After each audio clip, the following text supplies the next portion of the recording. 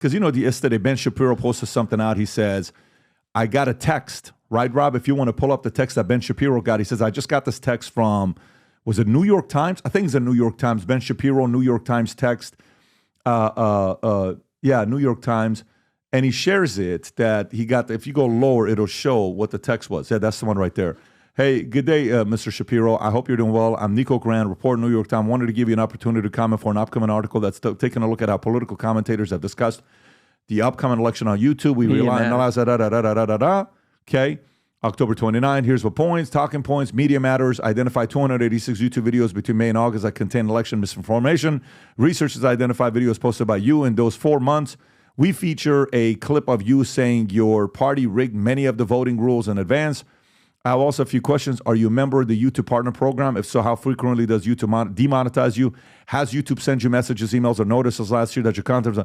So he posted. Then Tucker says he got it as well, and Tucker gave him a very nice response. I don't know if you heard what he said to him. I can imagine. Yeah, he said F off or something like that, right?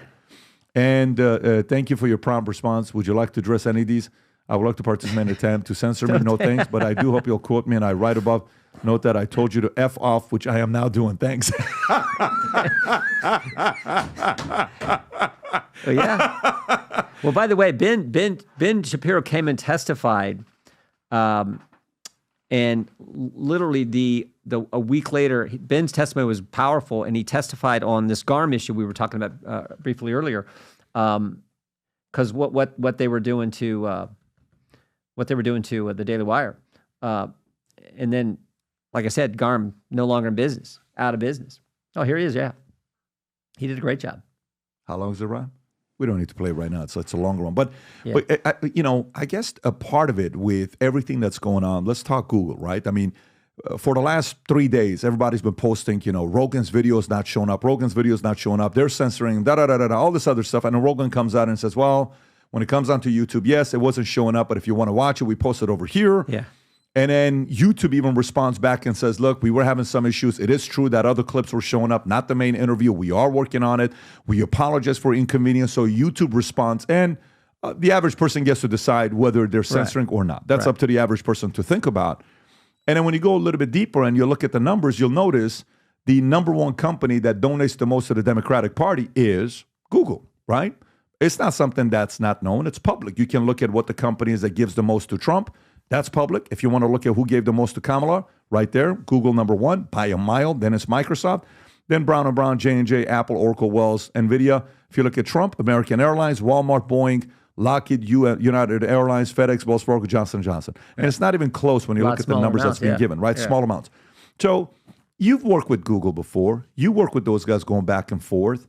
How much of it you think is still happening to the levels where they are favoring Kamala, they are favoring the other candidate, not Trump, trying to censor some of the interviews? Or are you at a point where you're starting to trust Google more than you did before? I think all the left, media, tech, I think it all is biased to the left. It's like on your phone, do your news app, hit the news, and every single story, with the exception of Fox, that comes up, is negative on Trump or Vance or a Republican. It just every single one. So we just know that's the lay of the land. God bless Elon for buying Twitter. We now have a place where it's fair, where it's like I said, the First Amendment's actually operating as the First Amendment. So that's just, I always say the left has a template, a formula they follow all the time. The left tells a lie, big media reports the lie, big tech amplifies the lie, and then when you tell the truth, they call you a racist, or they'll call you something else. They'll call you the liar, or they'll call you whatever. And then pretty soon your position proves accurate, and then they're on to the next lie. And it's like Trump colluded with Russia. Total lie. We all knew it, what we thought it was at the time. We went through the facts. Mueller did a 2-year investigation, $30 million taxpayer money, concluded no collusion. No.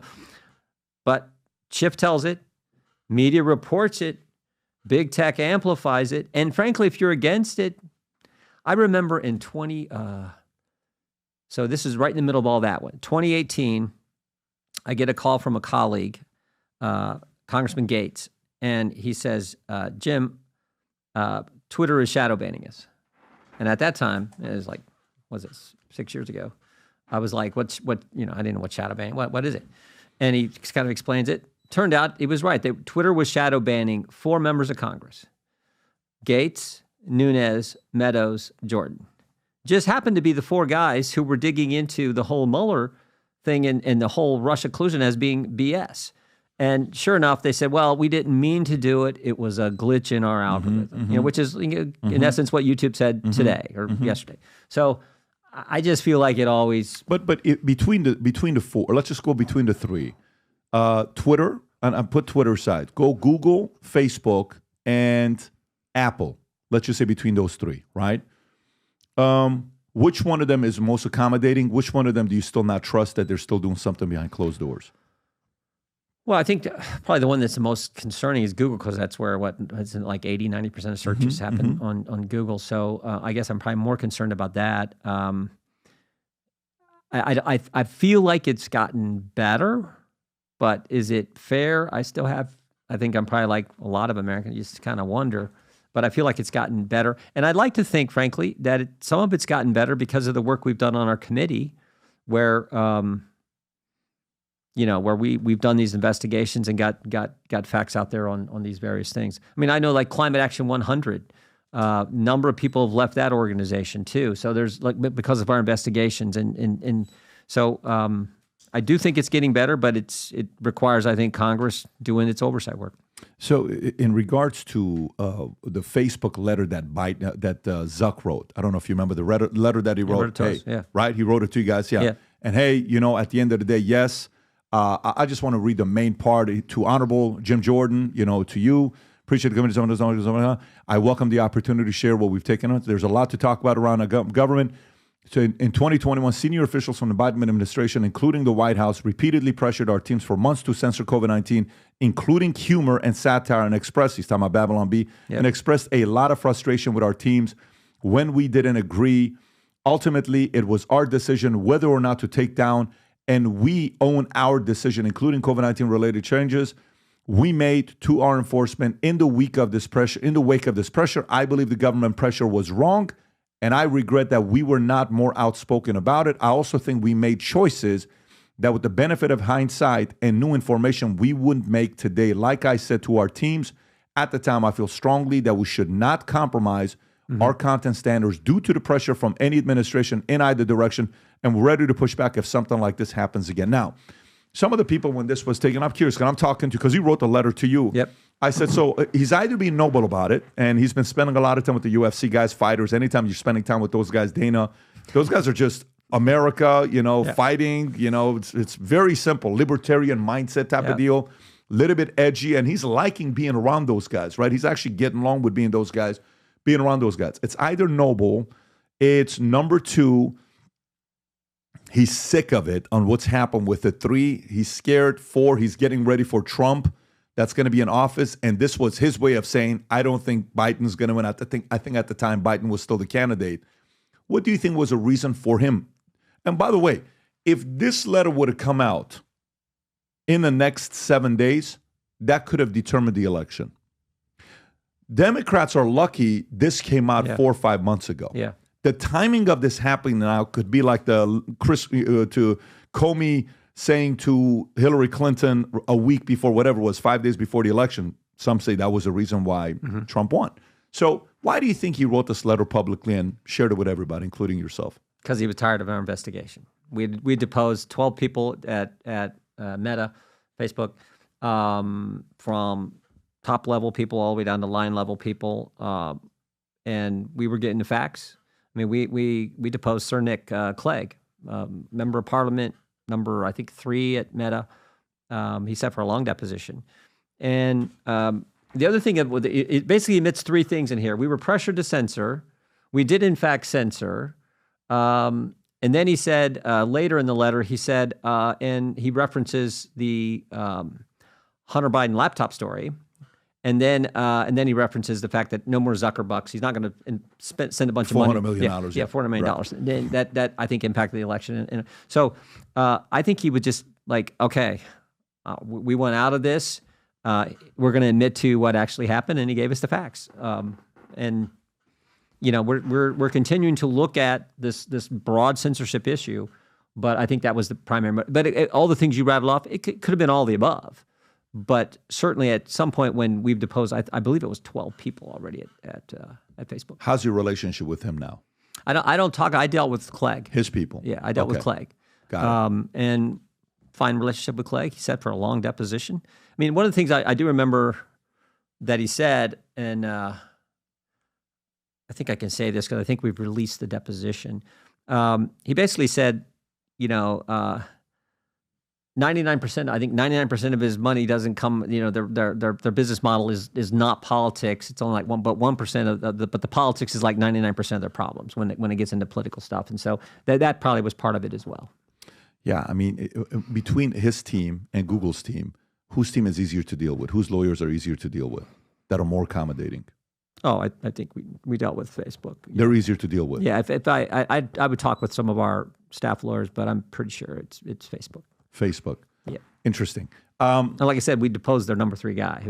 You're going to think I'm crazy when I tell you this, but the last 13 and a half years, I've been working on my first fiction book to write, ever. Fiction book to write. And while I finished this book, a year ago, I got the strangest phone call about one of the characters in the book where the guy wanted to meet with me, and he read the book. And afterwards, it's like, wait a minute, am I the villain in the book? This is a story about a character named Asher, who is half Armenian, half Assyrian, whose father was involved in the Iranian Revolution, linked to Zuck, working with the Shah, that they escape and he gets recruited to a secret society. When you go to the secret society, it's been around for a couple thousand years. They've developed some of the craziest leaders of all time. And they test you. There's unique tests that they have at the society where they test to see your emotional mental toughness. One of the tests that they have is very rigorous. It's purely mental. Of course, there's a physical one, but one is mental and emotional. If you're Armenian, if you're Syrian, if you're Persian, this is a book you're going to be reading and saying, holy moly, this is the kind of stuff you talk about in here? Yes. If you're somebody that's fascinated by history,